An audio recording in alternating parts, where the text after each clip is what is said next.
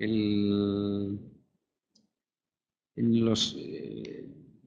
luz es, como arquitecto, es una disciplina que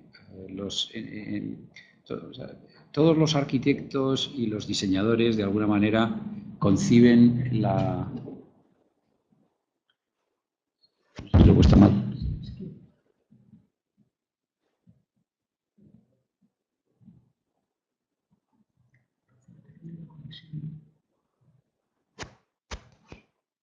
Bueno, mientras van resolviendo, genera una intensa emoción la luz en todos los profesionales que se dedican al espacio y al diseño, ¿no? ¿No se oye nada? Así.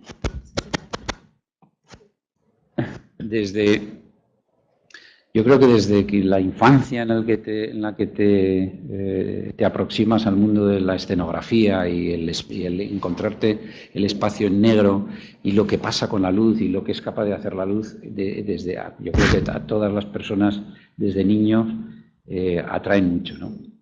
Cuando te aproximas al mundo de la luz desde la profesión de arquitecto,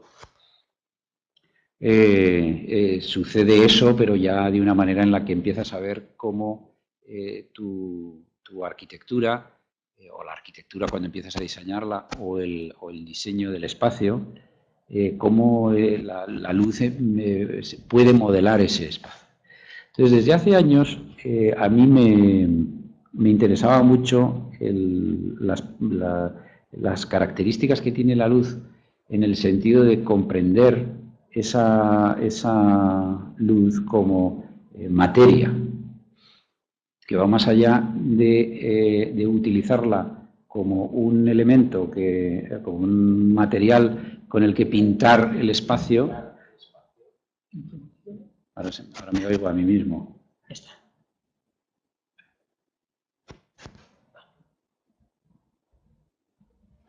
Aquí. Ya está. Bueno.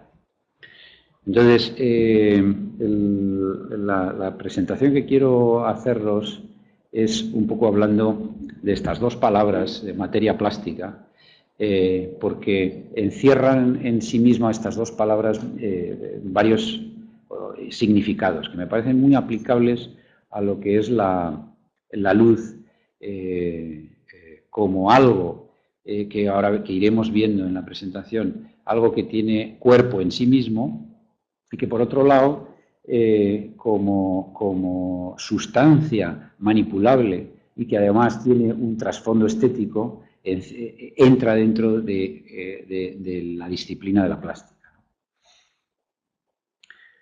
En la descripción, o sea, el significado que la Real Academia de la Lengua Española da, entre varios, pero uno que me ha parecido muy sugerente es esta definición de materia, ¿no? Que si vemos, de alguna manera, si pasa, estamos comprendiendo que la luz es algo vital, sin lo cual no podríamos estar hablando de la materia porque no la podríamos percibir. Esto tan elemental no pasa. Hay que darle fuerte. Esto tan elemental, cuando hablamos de luz, primero, pues todos sabemos que es algo que tiene una explicación física.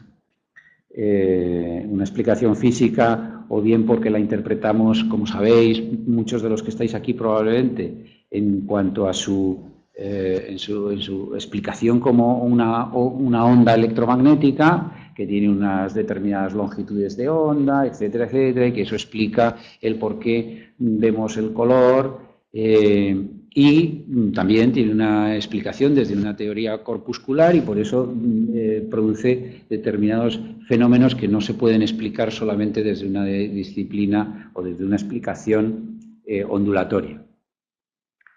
Curiosamente, el saber exactamente lo que es la luz es algo que los físicos han podido postular hace muy poco tiempo.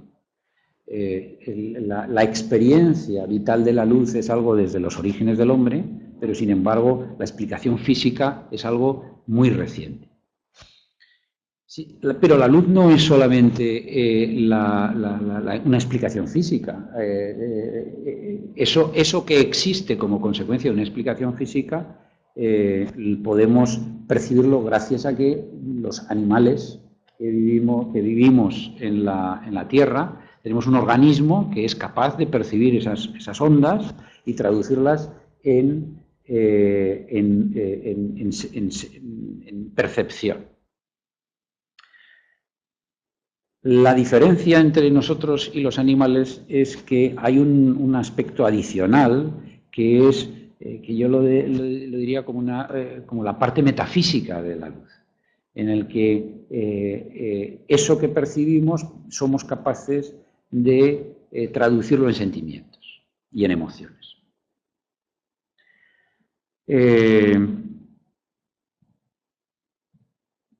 Por otro lado está la otra palabra que elegía, ¿no? La de la plástica, que como veis aquí en la definición que da también la Real Academia de la Lengua, plástica es una palabra un poco truco, porque aparte de la plasticidad de los materiales, que quiere decir la capacidad como dice aquí, de dar forma a los materiales, también es se habla de la fuerza plástica o de la disciplina plástica que tiene que ver con el mundo del arte, el mundo que las cosas pueden tener una explicación y pueden tener una manera de enfocarse que está mucho más relacionada con el mundo de los sentimientos que con el mundo de la razón, digamos, ¿no? A partir de ahí, jugando con estas dos palabras, está la materia plástica de la que os quiero hablar. Hemos visto que por un lado está lo que pasa con la luz. La luz, no obstante, en sí misma es algo que puede incluso desaparecer. Solamente podemos empezar a hablar de la luz y trabajar con la luz y tal en la medida en la que la asociamos a un espacio. De la misma manera que un espacio sin la luz nos resulta algo demasiado abstracto, en la medida en la que en un espacio incorporamos la luz es cuando pasan cosas. Pasan cosas que afectan a esa parte metafísica de la que quería hablar y de la que me gustaría un poco profundizar en la exposición, que es cómo la luz aporta y trae sentimientos al hombre.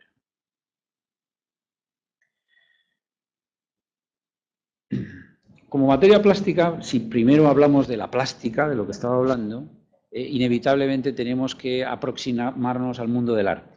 Y como material, como materia o material, en el mundo del arte o de aquello que está aproximado a los sentimientos, es indudable la fuerza que tiene la luz como instrumento artístico, en el cual desde construir espacios en los que prácticamente no hay fronteras, o sea, el espacio, una de las cosas de las que hablamos en la arquitectura siempre es aquello que está contenido dentro de una frontera. O sea, creas una frontera y lo que pasa dentro de la frontera, eso es el espacio.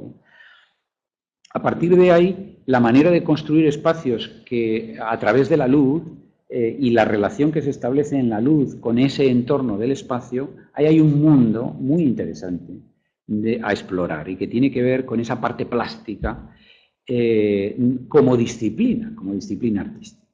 Porque luego está la parte plástica, es decir, una vez que estoy actuando en ese espacio, cómo puedo deformarlo, cómo puedo convertirlo en otras cosas y en algunos casos hasta pervertirlo, ¿no? Los artistas que tienen una mayor libertad porque no están tan condicionados a tener que dar respuesta a determinadas cuestiones o como cuestiones funcionales o lo que sea, llevan explorando esta materia desde la disciplina plástica desde hace tampoco mucho tiempo, porque la luz artificial como instrumento manipulable no tiene muchos años, o sea que estamos hablando que prácticamente algo más de 100 años desde que podemos utilizar la luz como... a ver, voy a intentar que no pase tan rápido. Algo más de 100 años. Cuando los artistas, y sobre todo en el mundo de la arquitectura, descubren el potencial que tiene ese instrumento para poder hacer arquitectura con él, es cuando verdaderamente empieza la investigación de cómo utilizar la luz como materia. Así que los primeros arquitectos que coincide un poco con el advenimiento del movimiento moderno, empiezan a jugar en sus espacios con la luz, que además coincide con el desarrollo industrial de los sistemas constructivos, de los materiales constructivos, como el cristal, como el aluminio, los sistemas estructurales, el acero, que permite abrir los espacios, crear unas aperturas mucho mayores y, por tanto, el interior se empieza a manifestar hacia el exterior. Surge, como digo, la luz artificial y se abre un mundo de posibilidades con el trabajo de esta cosa que se convierte en una materia de trabajo, un material de trabajo para la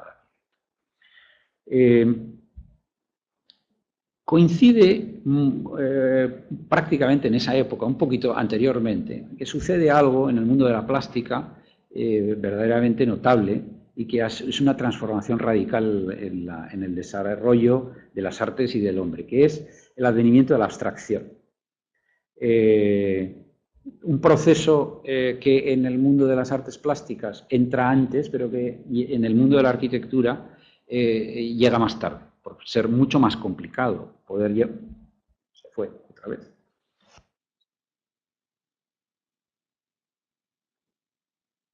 Ser mucho más complicado, ¿no? O sea, un cuadro abstracto, todos podemos entender, o algunos podéis entender por qué es abstracto y cuál es la diferencia con lo figurativo, pero cuando lo llevas al campo de la arquitectura la cosa es mucho más complicada. ¿Qué es arquitectura abstracta y qué es lo contrario de la arquitectura abstracta?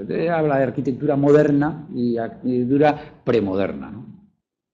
Los modernos empiezan a decir, bueno, ¿cómo tratar esa idea de la abstracción desde la luz? Pero, sin embargo, los primeros ejercicios que se producen en la arquitectura, cuando surge, las arquitecturas que se estaban construyendo, cuando surge la luz artificial, y que todavía hoy en día vemos que la manera de enfocar la luz es una manera muy asociada a la riqueza de los objetos, de la yuxtaposición de elementos que construyen un edificio o un proyecto. ¿Dónde está la diferencia? O sea, ¿cómo damos ese salto cualitativo entre hacer qué es la iluminación, digamos, figurativa y qué es la iluminación abstracta? ¿En qué consiste esto? Y esto lo traigo a colación porque me interesa la exploración de hacer soluciones o trabajar en arquitecturas que buscan esa abstracción, cómo eso hacerlo de manera con una iluminación que sea coherente con ese tipo de arquitectura. Entonces, a mi juicio, la diferencia consiste en que la manera de iluminar de forma figurativa es el incorporar sin un sumatorio de diferentes puntos de luz en cada uno de los recovecos que nos vamos encontrando en una fachada, en un espacio, lo que sea, y un enfoque más abstracto sería el de establecer las relaciones que existen entre los diferentes elementos que componen ese espacio y buscar a través de la luz cómo conectar unos con otros. si vemos ejercicios de aquellos primeros intentos en la arquitectura racionalista, empezamos a ver cómo el edificio se entiende como un todo, en el que no es una ventana y otra ventana y otra ventana, sino hay un concepto de unidad. Y de unidad y relación entre lo de arriba y lo de abajo, lo de dentro y lo de fuera, y en ese mundo de las relaciones empieza a surgir unas posibilidades, yo creo, muy interesantes desde una perspectiva plástica, ¿no?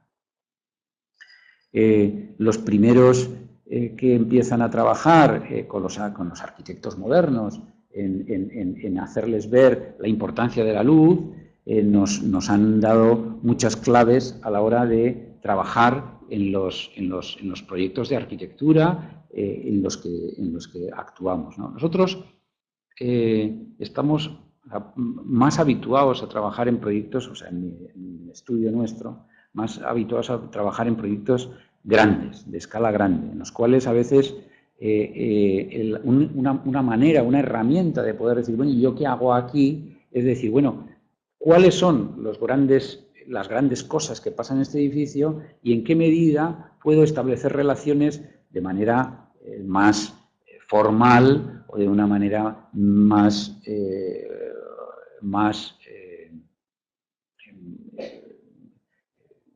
no diría frívola, pero más simpática, ¿no? Me pedía Birgit que hablara, o sea, que de alguna manera, por el curso en el que estábamos, qué pasa con los interiores, ¿no? O sea, cómo...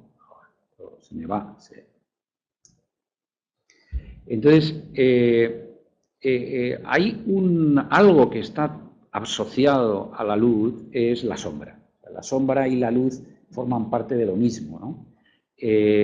Y es precisamente la sombra lo que muchas veces nos explica y da instintivamente el cómo es un objeto determinado, o algo tan elemental como cuando un objeto flota o cuando un objeto está sentado. Es gracias a la sombra que somos capaces de distinguir estas cosas.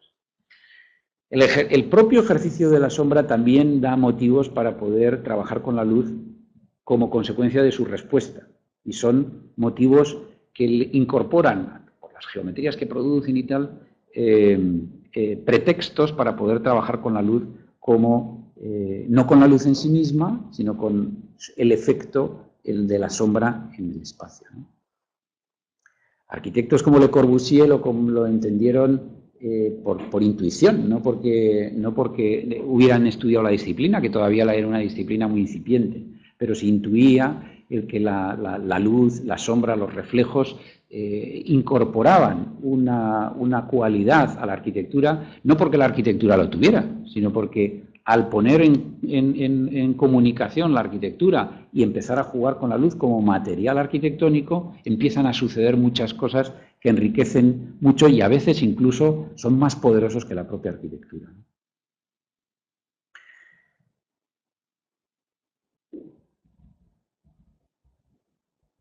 En ese sentido, el juego de las sombras en la arquitectura incorpora también el juego de los elementos que provocan la sombra. Y entonces empieza a ver no solo a la sombra en sí mismo, sino el objeto y cómo ese objeto interactúa con la arquitectura. La forma del objeto, por tanto, resulta muy importante, cómo dialoga con el entorno en el que se sitúa. Y así como los neoplasticistas empezaron a estudiar en el plano las relaciones que se establecían en las composiciones de las cosas, los arquitectos también empezaron a trabajar con lo mismo, cómo funciona el color, cómo funciona la luz, los contrastes, y todo eso cómo afecta al espacio y cómo el espacio se enriquece como consecuencia de eso de la luz, pero no solamente por esas capacidades plásticas, sino que dices, oye, aquí empieza a haber algo más que la pura plástica. Empieza a haber una cosa que dices, esto construye arquitectura y es un material que es un tanto intangible.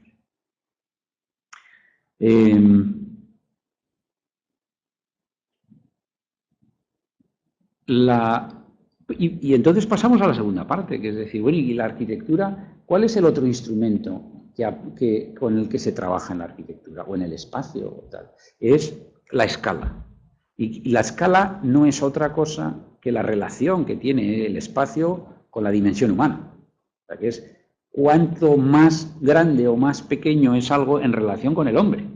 En el mundo natural los animales, la naturaleza, no entiende de escala. Es el hombre que a la hora de intentar medir, observa que las cosas en la medida en la que tienen una relación con la dimensión humana, producen determinados efectos. Y esto es algo que la disciplina arquitectónica, o la disciplina del estudio del espacio, atiende con mucho cuidado. Cuando incorporamos este fenómeno de la escala a la hora de analizar la materia, o al revés, cuando analizamos la materia y nos damos cuenta de que hay una asociación directa con la escala, empezamos a decir, bueno, ¿y cómo la luz nos aporta información o nos permite saber cuál es la escala de un espacio? Entonces, la luz tiene una virtud o un problema, que es este famoso fenómeno de que su intensidad es inversamente proporcional al cuadrado de la distancia. Y esto, el hecho de que sea así, para el hombre es fundamental, porque somos capaces de percibir la escala de algo en función de cómo se comporta la luz. No somos capaces de racionalizarlo, pero sin embargo lo sentimos. El ejercicio típico es el de que uno es capaz de saber perfectamente cuando está viendo una maqueta, una foto de una maqueta, o cuando está viendo una foto de un espacio real. Porque en la medida en la que cómo se comporta la luz, nos damos cuenta del tamaño que tiene esto, ¿no? Este fenómeno del juego de la escala en los espacios en arquitectura lleva un trabajo descomunal y tiene un costo bestial. Entonces, a mí un tema que me interesaba mucho y que cuando Birgit contaba un poco, me preguntabas un poco el origen de cómo empecé yo con esto, pues una de las preguntas que yo me hacía es, bueno, ¿y esto, y la luz, cómo es capaz de modificar o cómo es capaz de actuar como materia arquitectónica en algo tan importante como la escala? Para eso, ahora llegamos a eso, estamos viendo un poco ejemplos de la escala que proporciona monumentalidad, porque es lo que está asociado, la capacidad que tiene la luz esta de potenciar algo y de crear un espacio más comprimido o más abierto, o cómo se comporta, es algo que se percibe muy rápidamente con la visión, ¿no? Esto me he saltado un poco, porque esto viene un poco a colación del tema de la escala y del fenómeno. Para comprobar en qué medida esto que os estoy contando, la luz afectaba, se me ocurrió hacer un experimento que os enseño ahora, ¿no? Consistía en analizar un espacio muy conocido por los arquitectos, que era la iglesia de Ronsard, del Corbusier, que es un espacio muy curioso, que aparte de la historia arquitectónica de un objeto que le sale Corbusier, un arquitecto racionalista, radical, y que todo su discurso era en base al plano y la sección y tal y cual, todo el ángulo recto del racionalismo, de repente cambia radicalmente de discurso y empieza a producir una arquitectura absolutamente nueva que no entiende nadie y que sin embargo tiene una belleza impresionante, ¿no? Realmente hasta mucho tiempo después, con las arquitecturas que han empezado a aflorar en los años finales de los 80 y los 90, en los que empiezan a surgir arquitecturas más asociadas con el mundo de la escultura, casi que con el mundo de la arquitectura, se empieza a ver y dices, fíjate, esto es lo que hacía Le Corbusier, pero hace mucho tiempo, y que nadie era capaz de explicar. Sin embargo, él empieza a explorar este mundo del sentimiento y de la arquitectura relacionada con el mundo de la escultura y, por tanto, con ese mundo de la materia, y produce este edificio, un edificio en el cual no estaba prevista la iluminación artificial del edificio. Es una capilla en la que no hay luz artificial, solo hay luz natural. Entonces me pareció interesante decir, bueno, ¿y cómo se iluminaría este edificio? ¿Y qué pasaría si lo iluminamos? Y se me ocurrió hacer lo siguiente, que es, bueno, ¿cómo saber cuándo una iluminación es correcta y cuándo es incorrecta? Porque el ejercicio crítico de la arquitectura, de alguna manera, se soporta, además de en una metodología de cómo se proyecta, luego en un ejercicio crítico. Hay cosas que están mejor, cosas que están bien y cosas que están mal. Pero a la hora de aplicar a un edificio, que es una obra de arte, el cómo iluminar una obra de arte me parecía algo que me intrigaba, ¿no? Y qué es lo que pasaría. Con lo cual se me ocurrió hacer el siguiente experimento, que era coger dos equipos de estudiantes y ponerlos por separado. Esto era como una especie de ejercicio de los perros de Pavlov, ¿no? De decir, bueno, que no se junten y a ver a cada uno lo que les sale. Entonces, en el primer equipo, que conocía la disciplina de la luz y tal y cual, empieza a trabajar y empieza a decir, bueno, pues vamos a poner una iluminación proyectando una luz rasante para que estos huecos que tiene las paredes se manifiesten y podamos ver la profundidad del hueco, aparte de que se nos vea la textura. Uy. O debería verse. Y aplicando las fotometrías exactas de unas fuentes de luz, y pues sale esto. Y bueno, ¿es suficiente? Me parece que le falta algo más. Bueno, pues habría que ver no solamente ese efecto tan escenográfico, sino también que el espacio tiene una serie de anécdotas, una serie de puntos que sería conveniente poner en valor. Igual con unas luces más de acento, menos generales como las anteriores, y dices, bueno, pues ahí ponemos el acento. Y dices, bueno, y ahora que tenemos el acento, y esto es muy teatral, con lo otro, que era también muy escenográfico, si lo juntamos, y además, bueno, otras partes del edificio y tal, y si lo juntamos, pues nos salía esto, ¿no? Y bueno, pues esto tiene buena pinta. Este era el resultado del primer equipo. El otro equipo trabaja por independiente, no se pueden ver, y empiezan a decir, bueno, pues las anécdotas, ¿verdad?, son importantes porque aquí hay unos huecos y sería bonito ponerlos en valor. Está el altar también, pero solo con esto es demasiado escenográfico. Sería conveniente poner en valor, ¿verdad?, estos muros con los huecos para que se vea y tal.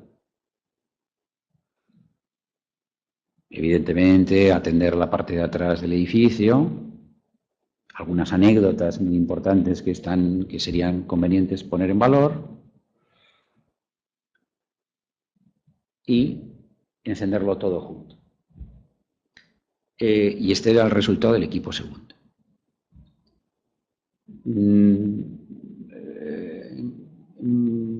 No voy a preguntar ahora a todos lo que opináis, ¿no? Pero lo que habitualmente cuando enseño este caso es, probablemente todos tendréis diréis, bueno, pues el método es el mismo, las fotometrías, en fin, hay pequeños matices, pero realmente, bueno, pues estamos hablando del mismo espacio, prácticamente es lo mismo que el anterior. No sé si estáis de acuerdo en que se parece bastante al anterior. Bueno, si ahora vemos el anterior, hay una diferencia enorme entre uno y otro. Estamos de acuerdo en que son muy diferentes. Y ahora hago una pregunta. ¿Cuál de los dos? Bueno, los dos estaban bien. A nadie le ha parecido un horror ninguno de los dos. Pero si ahora os pregunto, ¿cuál os parece más apropiado de los dos? ¿Este o este? ¿A quién le gusta este? 3. ¿Y a cuántos os gusta este? La mayoría. Esto a mí me resulta muy sorprendente, porque es decir, joder, fíjate que en arquitectura no es fácil ponerse de acuerdo, pero que en una iluminación está mejor que otra. Digo, aquí hay cosas que pasan que hacen que la inmensa mayoría elija una solución frente a otra. Más allá del análisis del porqué de las cosas y tal.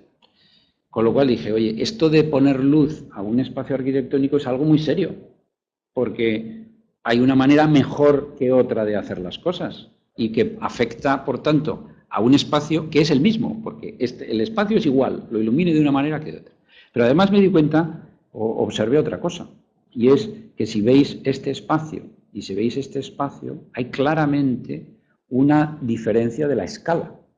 Uno es más alto y este está más comprimido, es más bajo. ¿Os parece o no?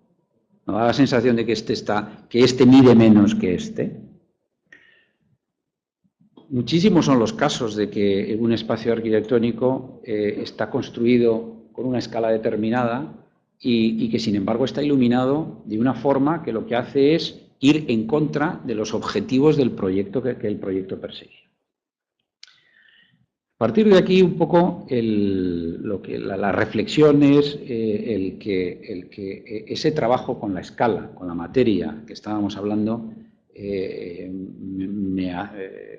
intento explicar. Yo creo que aquí los que venís ya en líneas generales estáis muy convertidos a la causa, ¿no? Yo creo que el haber venido aquí ya quiere decir que sois personas interesadas por la luz. Pero es muy frecuente que nos encontramos fuera gente que no le parece tan relevante. Incluso dentro del mundo de la arquitectura muchas veces, pues bueno, pues poner la luz es algo que consiste en delegar no sé, ingenieros que entienden de la disciplina luminotécnica, que es un mundo muy complicado, porque yo ya del espacio yo no necesito que me digan nada, yo ya sé y tal, elegiré en todo caso, porque tengo gusto, una luminaria más bonita y esto tal, pero entonces, a mí me parecía, para mí, este ejercicio que habéis visto me resultó muy ilustrativo. Es decir, esto de poner luz en un espacio de arquitectura es algo muy serio. Cuando enfocamos los proyectos desde el estudio, a mí hay un tercer aspecto, o sea, hemos hablado un poco de la luz como disciplina, la luz como materia y la luz como disciplina plástica. Y hay un tercer aspecto que a mí me parece muy importante, que de hecho hoy en el Yuri hablaba en alguna ocasión, ¿no? Un poco este concepto de armonía. Al sumar las dos cosas, la materia con la plástica, y estar hablando de materia plástica, es decir, bueno, ¿y esto para conseguir qué? O sea, esta plasticidad y entender la luz como un material y tal, ¿cuál es la regla de oro? ¿Cuál es y a mi juicio la regla de oro es conseguir aportar armonía a un espacio determinado. ¿Y esto cómo se consigue? O sea, es algo tan intangible. Entonces, para mí, o sea, algo que me ayuda mucho es intentar asociar este asunto de la armonía con la naturaleza, o con las leyes de la naturaleza, y buscar a través de la naturaleza en la que el hombre, todos nos reconocemos felices, y que en el encuentro con la naturaleza se produce bienestar, cuáles son esas reglas o esas leyes que nos permitieran trabajar a través de la luz en construir esa armonía, esa amalgama entre las cosas para hacer que esto que hemos hablado, ¿no? De la abstracción, poner en relación unas cosas con la otra, la escala, los materiales, a través de unas reglas que nos produjeran armonía, pues sería como la solución perfecta. Entonces, un instrumento que nosotros, o que yo utilizo mucho para poder afrontar los proyectos es intentar asociar cada proyecto a algo que me inspire, o que el proyecto me inspire, y que muchas veces el propio proyecto ya lo contiene. Cuando hablas con el arquitecto, te habla de que hay un proyecto que se está pensando en el árbol, otras veces está pensando en el agua, otras veces está pensando, y que el propio, o en el movimiento, o en un pez, o en un pájaro, ¿no?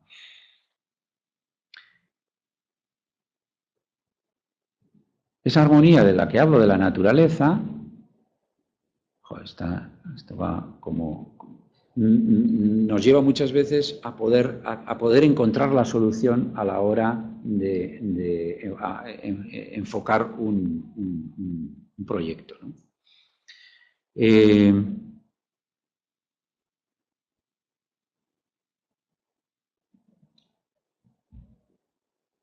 Desde la visión de un río, en el que cómo se fluye el río, cómo a través del río y el color, poner en valor un espacio urbano, que es algo muy complejo, o una visión de una escultura que te está hablando de unos colores o de unas texturas transportadas a un objeto urbano como es un mueble. Otras veces es una cueva y cómo se comporta la cueva, qué pasa con la luz, cómo la luz penetra o desde dónde penetra, y la verticalidad, la anchura, la angostura de un espacio, o cómo la luz incorporarla como algo que define la piel, o en un espacio vertical en el cual te imaginas el agua cayendo y cómo hacer que ese agua se convierta en luz y que además genera una sensación de movimiento que invita a transitar un espacio con unas tensiones que se producen verticales. O cómo en un vestíbulo en el que te estás imaginando que hay algo ahí arriba, y ese algo de ahí arriba pues es el cielo, y el cielo cómo lo abstraes desde una perspectiva de una sugerencia natural, y cómo convertirla en una pieza de arte, y cómo a través de la plástica, como vemos, convertir un espacio más plástico.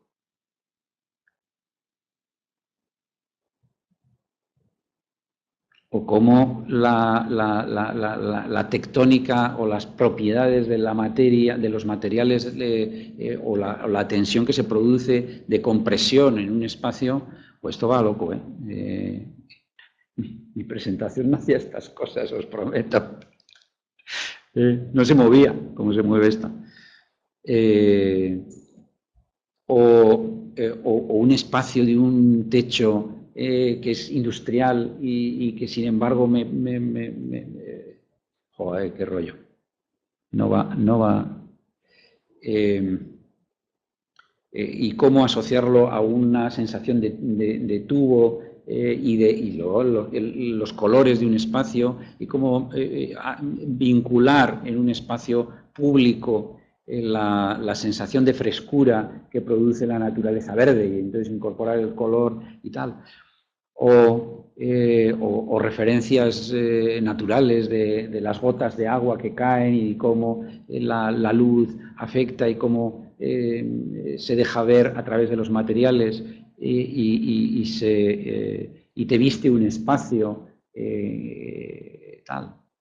O un proyecto en el que quieres tener la sensación de algo delicado que actúa con la luz como una joya, ¿no? Una joya para hacer una joyería, parece que hay una... ¿Cómo hacer toda una joyería que sea una joya? O el concepto de la gema, el elemento vertical que construye la pieza fundamental con la que se da luz necesaria, funcional, pero cómo pervertir eso o cómo transformar eso en un elemento escultórico. Bueno, y para terminar, perdonar, es que esto estaba loco, no hay manera de controlarlo. Hay una frase que me encantó. En la escuela de arquitectura, recuerdo, siempre teníamos a un maestro que se llamaba Louis Kahn, que para los arquitectos siempre ha sido alguien venerable, ¿no? Porque probablemente sea el primer arquitecto que verdaderamente se preocupa por la luz y cómo, hablando de luz natural fundamentalmente, y cómo la luz, cómo su propia arquitectura era consecuencia de cómo se comportaba la luz en la arquitectura.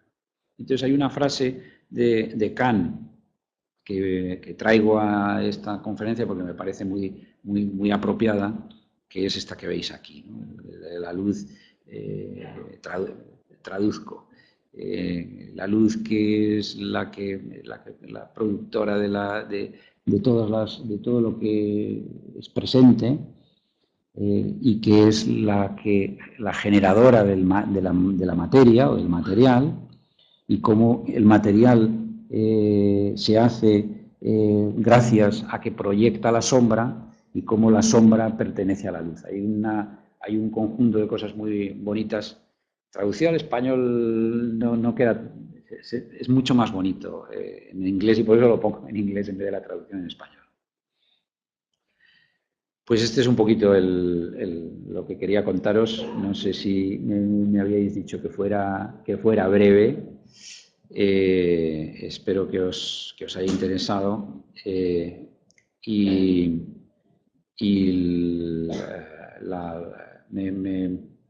Me parece algo, en estos tiempos que corren, en los que el ejercicio de la profesión está muy vinculado con el mundo de lo mensurable. Y el mundo de lo mensurable, hablábamos de esto en la comida, tan asociado a aquello que cuánto vale, traducido a dinero.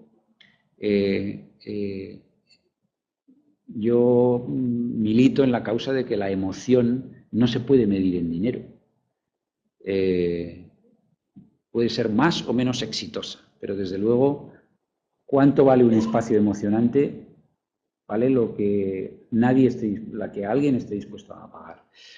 Y el espacio arquitectónico, que puede valer mucho dinero porque ha costado mucho construirlo, lo puedes hacer que valga mucho más desde un punto de vista emocional, o valga mucho menos en función de cómo se trabaje con la luz. Y esto es algo que sí es fácil. Desgraciadamente, los que nos dedicamos a trabajar con la luz, nunca tendremos la ocasión de poder tener dos edificios exactamente iguales, uno mal iluminado y otro bien iluminado, como he hecho yo en el ejercicio teórico, para poder la gente elegir cuál de los dos y construir el bueno. Así que os agradezco mucho la asistencia y espero que os haya gustado la presentación.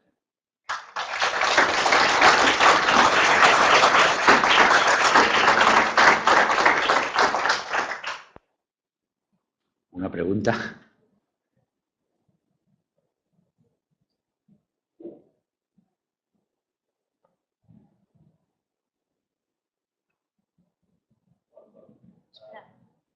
Hombre, Joaquín. Bueno. Eduardo, perdón, que no te veo bien. ¿Cómo estás? ¿Qué tal? Muy bien. Recordando Matadero, muchísimo. ¿Qué opinas de la integración del tema de vídeo, imágenes fluctuantes en una fachada y en sitios donde pasa gente, etcétera, etcétera? ¿Qué opinas? ¿Qué input te da todo esto a ti?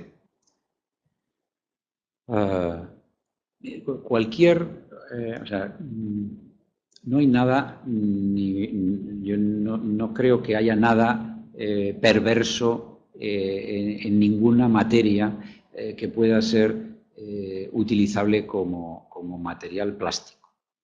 El caso típico fue es un ejercicio que todo el mundo conoce, de esa perversión que hace Duchamp con el urinario, ¿no? Y que seguramente todos conocéis. En el momento en el que Duchamp hace esa perversión, ya todo puede estar bien o todo puede estar mal. Sin embargo, tiene que haber una intención plástica en las cosas. Recurrir a una solución solamente porque es efectista y fácil y tiene mayor o menor éxito porque sabes que haces una cosa y no te equivocas, puede tener es del corto recorrido. Entonces, las fachadas mediáticas, lo mismo que pasa ahora, que se están poniendo de moda las fachadas cinéticas, lo mismo que se mueven con el viento y tal y cual, como recurso para resolver un problema, que es cómo hacer una fachada, que muchas veces es un ejercicio muy complicado, de decir, ¿qué hago yo aquí? Y, bueno, pues mira, le pongo un vídeo y ya he resuelto el problema. Dicho así, pues es un cartel anunciador, ¿no? Sin embargo, a mí me parece que como material tiene unas posibilidades muy grandes. Ahora, estamos en lo mismo que hablábamos antes. ¿En qué medida se ha entendido la relación de esa piel con el soporte sobre el que se sitúa? ¿Qué relación se establece entre uno y otro? ¿Es simplemente un ejercicio mediático de aportar información y nada más? ¿O hay una intención plástica de interrelación con el edificio y construir o construir un vestido, una vestimenta, ¿no? Entonces, no estoy en contra, ni mucho menos. En lo que estoy en contra, sea en eso, o sea, en poner en un edificio unos foquitos en cada una de las ventanas y con eso ya está, pues me parece lo mismo, o sea, que puede estar o no ser suficiente. A mí, en todo caso, cualquier innovación tecnológica me parece una oportunidad muy interesante de trabajar con ella, ¿no? Lo que sí que trae estas tecnologías mediáticas es que hay una interacción más con ese mundo de la plástica que a veces no se entiende muy bien. Y cuando esa piel actúa sobre un edificio en el cual hay unas intenciones más allá de solamente la mera piel, sino la piel en relación con el edificio, empiezan a producirse más problemas de la proporción, de la escala, del color, de la diferencia entre el día y la noche y tal. Pero a mí me parece que es un instrumento muy interesante, ¿no? Lo que pasa es que hay un ejercicio que yo diría que está antes que ese, que es qué voluntad tiene un edificio o un edificio fundamentalmente una fachada de ser más, de llamar más la atención frente a lo que está al lado.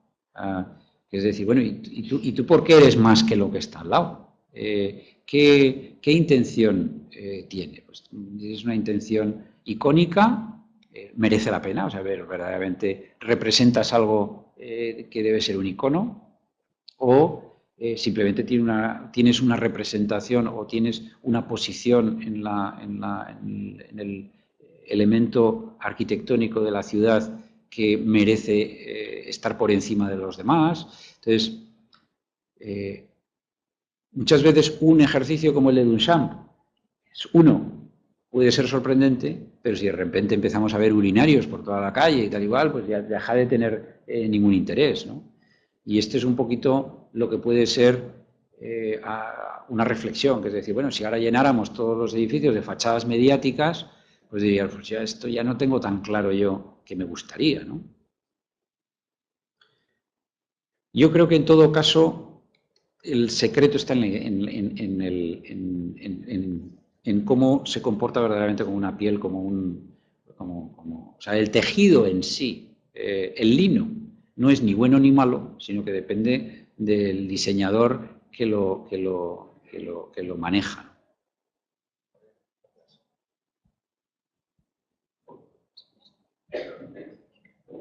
Sí, bueno, yo estuve bastante relacionado con el neón durante los primeros 20 años que me establecí por mi cuenta. ¿Echas en falta el neón que después de Edison vino Lumière, los hermanos Lumière de París, que ha sido el gran invento del siglo pasado, a principios? ¿Crees que queda sustituido por completo por el LED, el neón con su alto brillo y todas las posibilidades que ofrece? En pocas ocasiones he acertado lo que va a pasar en el futuro, ¿no? Sería rico, o sea, me juego a la lotería y sería rico. La verdad es que no sé lo que va a suceder, pero sí que en pocas ocasiones de la revolución tecnológica de la luz ha sucedido algo en tan corto espacio de tiempo que haya supuesto una revolución tan grande como lo que estamos viviendo hoy en día de la luz de los semiconductores, ¿no?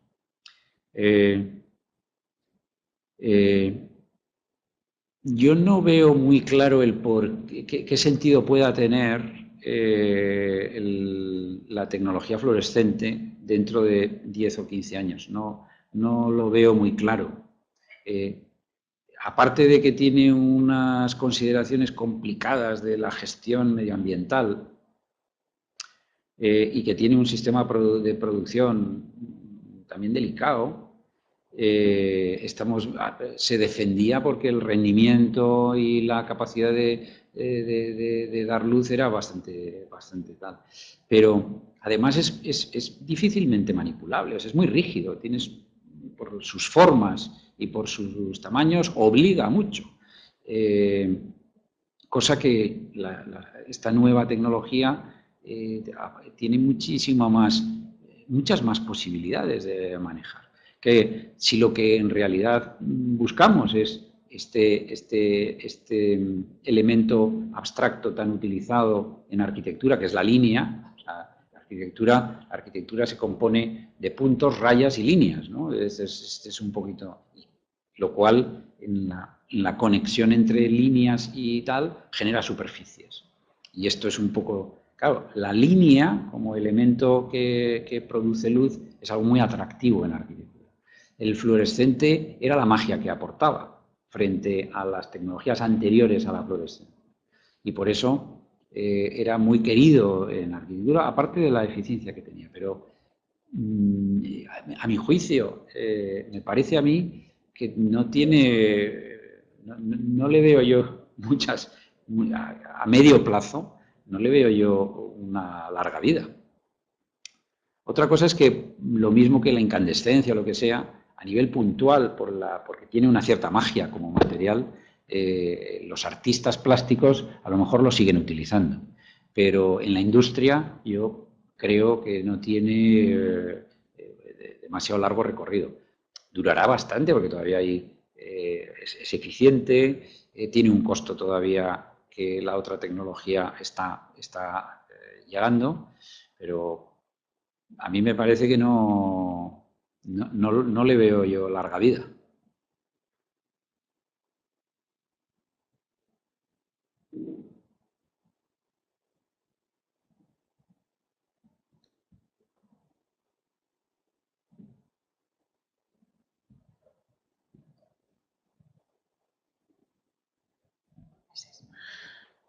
Relacionado con la pregunta de Eduard, ¿no?, de las herramientas multimedia que tenemos hoy en día, ¿no? Por ejemplo, el ejercicio que tú enseñabas de la Madeleine, de los dos grupos de alumnos, ¿no? Hoy en día con las herramientas programables esa situación podría darse con un mismo sistema de iluminación, ¿no? Más o menos, o sea las dos, o sea, poder sí, tener las ¿no? dos. ¿Qué límites, ¿no?, crees tú, tanto a nivel urbano? ¿Es un límite urbanístico? ¿Es un límite del proyecto de arquitectura? ¿Es un límite del diseñador de iluminación? Y en un interior es el cliente que tiene que poder manejar y tener infinidad de posibilidades.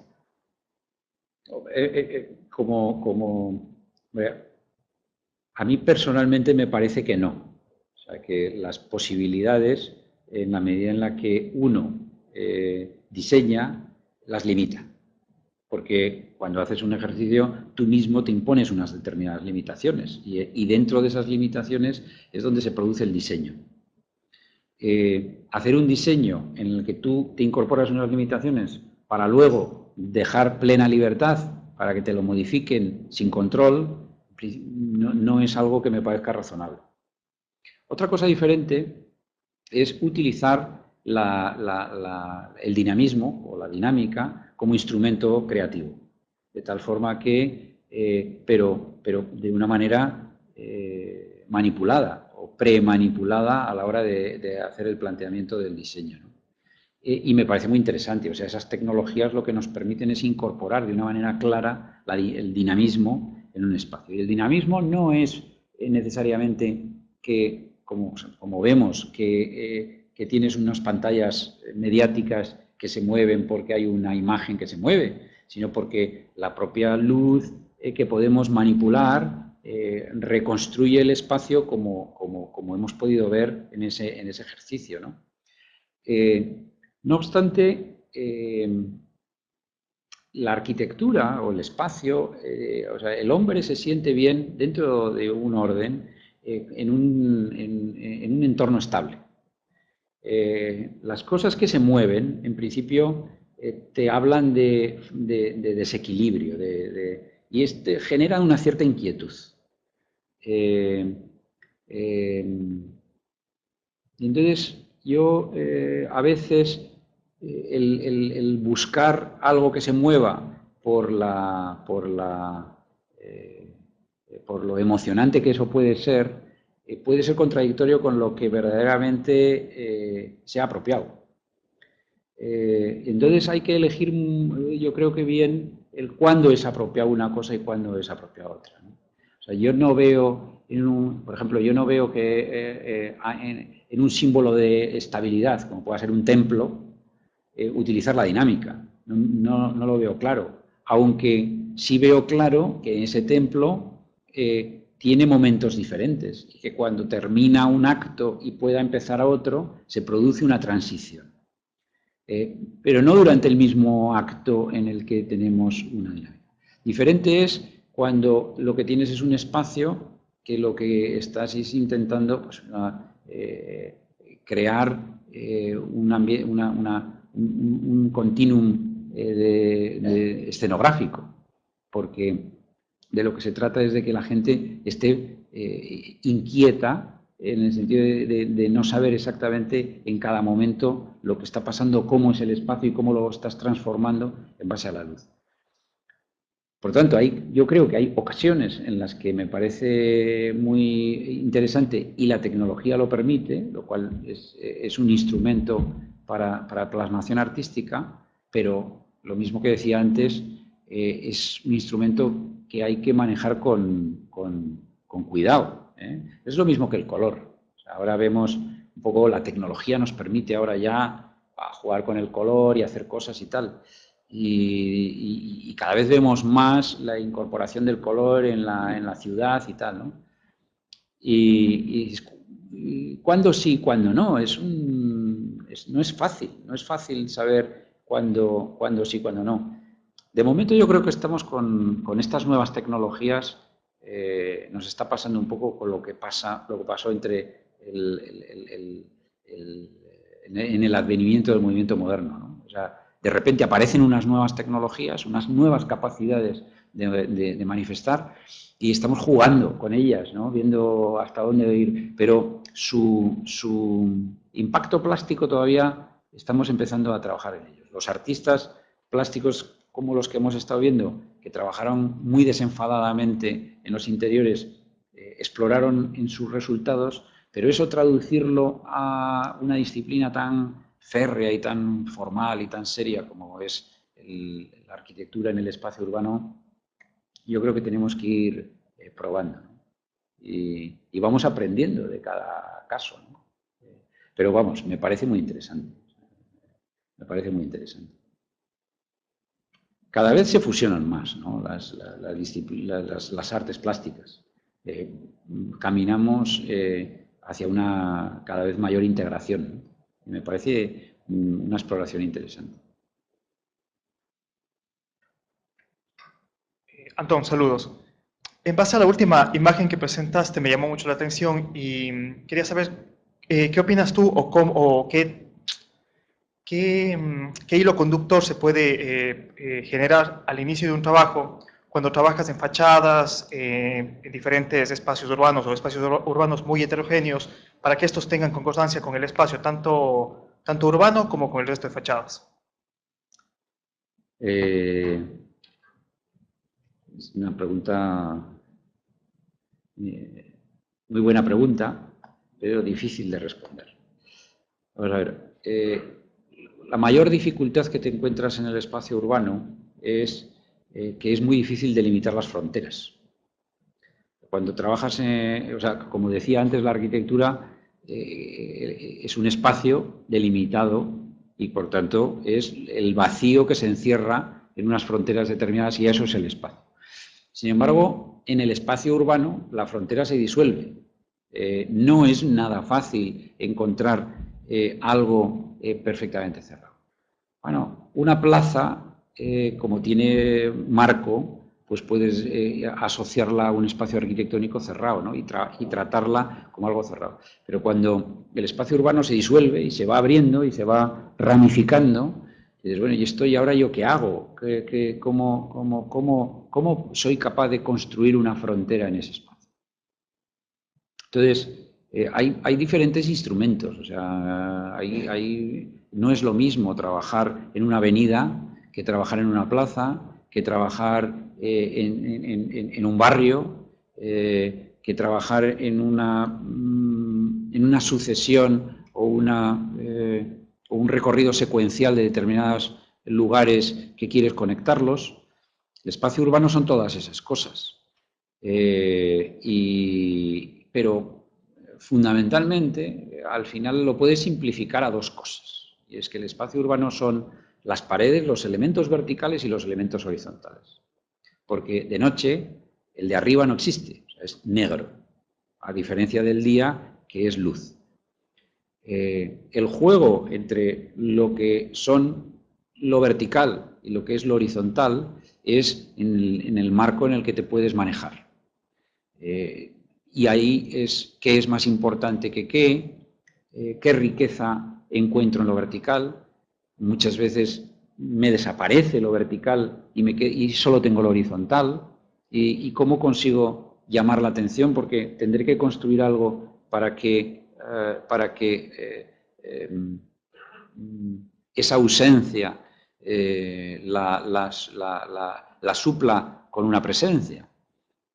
Entonces, a mí el espacio urbano me parece que tiene mucho que ver con el trabajo de la iluminación de una escultura, ¿no? O sea, es un trabajo muy de modelar el conjunto que hay, pero a una escala muy grande.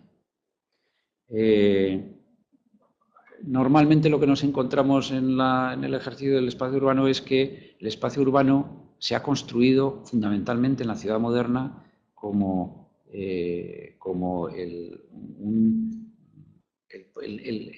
lugar por el que circulan los vehículos, no el lugar por el que viven las personas, ¿no?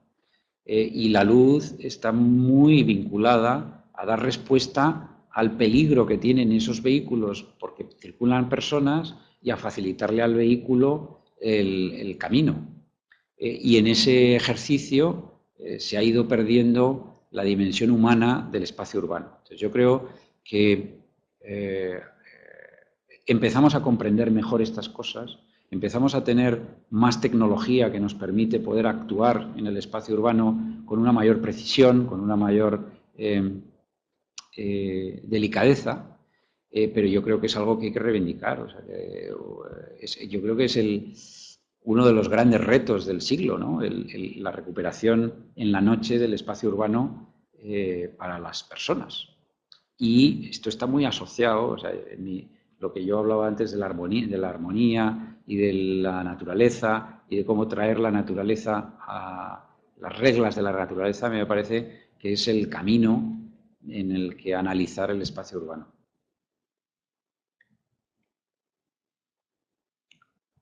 Como me habían pedido interiores, no he traído pocas cosas de eso, ¿no? Pero yo tengo que decir que en este momento me tiene más apasionado el trabajo sobre el qué hacer en el espacio urbano que el qué hacer en el espacio arquitectónico, porque me parece un reto mucho más grande el del espacio urbano que el del espacio arquitectónico. Hay mucho más por hacer en el espacio urbano que en el arquitectónico, que ya hay pues, muchos agentes y gente competente, ¿no?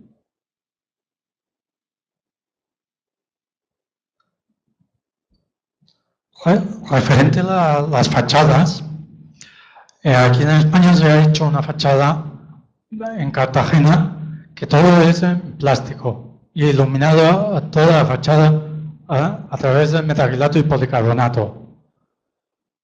Fue de un arquitecto extranjero y se decoró. Y aparte, la parte interior también se ha decorado todo en colores y que le van cambiando la luz. Aparte, aquí desconocemos muchos materiales que se puede aplicar diferentes tipos de luz. Tú coges una luz negra y hay materiales que cambian de color, porque el lateral es de color y refleja toda la materia, toda la placa. Y luego, referente a los carteles publicitarios así, solamente pensamos con el LED o con el tubo fluorescente. Ahora está entrando el tipo de pistas. Es como un cable eléctrico, pero ranurado en la placa de plástico, de metacrilato, son pistas conductores a la luz. Aquí no se transmite mucho todos estos productos a nuevos arquitectos, nuevas enseñanzas, nuevos materiales que están saliendo otros países, el norte de Europa y así. Yo soy de una empresa, todo mi equipo y compañero y mi hermano también compartimos de una empresa, pero nos encontramos que cuesta lanzar nuevos materiales porque nos hemos concentrado con un par de materiales de toda la vida, ¿ya? Y no vamos a buscar más novedades de materiales. Yo propongo hacer una exposición de nuevos materiales y enseñar nuevos productos para el tema de la iluminación. Y artículos y fachadas, escaleras de teatro, escaleras con iluminación más moderna y con tipo de pistas LEDs. Gracias. Todo lo que tengáis nuevo, estáis invitados a venir a enseñármelo, porque me interesa muchísimo, ¿no? Lo que pasa es que ciertamente es verdad que en el mundo de la arquitectura hay un gran desconocimiento de la luz, o sea, en general.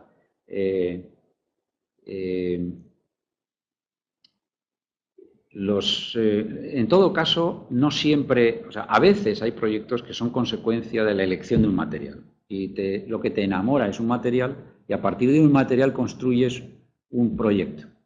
Y otras veces, y muchas veces, lo que tienes es una idea y de esa idea llegas al material. Entonces, evidentemente el conocimiento es fundamental. En el mundo del arte, el conocimiento es básico. Los instrumentos a través de los cuales puedes desarrollar tu creatividad es algo fundamental. Pero muchas veces, fruto de una idea, construyes un material, porque no hay un material que dé respuesta a esa idea que tú estás persiguiendo, ¿no?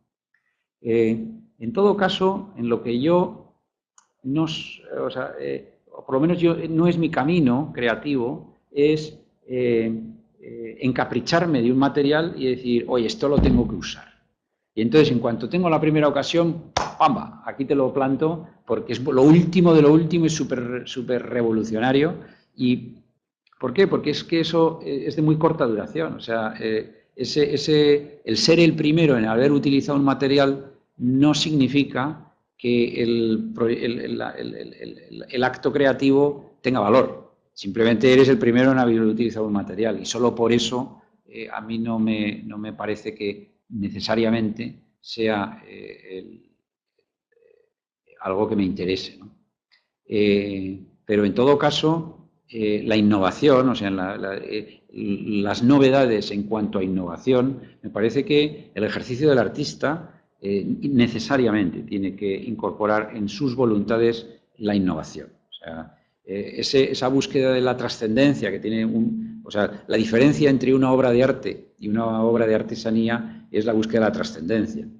Y por eso, en ese camino hacia crear cosas que no se han creado antes, la innovación es fundamental. Hay que tener voluntad de innovación.